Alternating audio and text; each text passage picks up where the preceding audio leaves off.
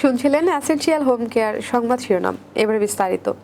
মার্কিন president Donald Trump প্রশাসনের Cuba, Haiti, Nicaragua ও ভেনেজুয়েলার 5 লাখেরও বেশি অভিবাসীর বৈধতা বাতিলের ঘোষণা দিয়েছে।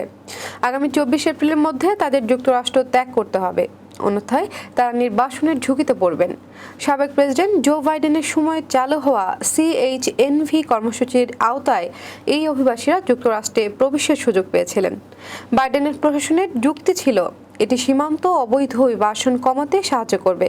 তবে ট্রাম্প প্রশাসন কর্মসূচিটি বন্ধ করে দিয়ে বলেছে এটি লক্ষ্য পূরণে ব্যর্থ হয়েছে এবং অভিবাসন ব্যবস্থায় অস্বচ্ছতা তৈরি করেছে। হোমল্যান্ড সিকিউরিটি বিভাগ জানিয়েছে কর্মসূচিটি অবৈধ অভিবাসন ঠেকানোর বদলে আরও জটিলতা তৈরি করেছে। বিশেষজ্ঞরা বলছেন এই সিদ্ধান্ত হাজারো অভিবাসীর জীবনকে অনিশ্চয়তার মুখে ঠেলে দিবে।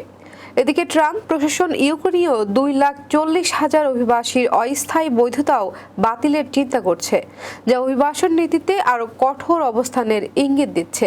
মানবাধিকার সংগঠনগুলো ট্রাম্প প্রশাসনের এই সিদ্ধান্তের বিরুদ্ধে কড়া প্রতিক্রিয়া জানিয়েছে।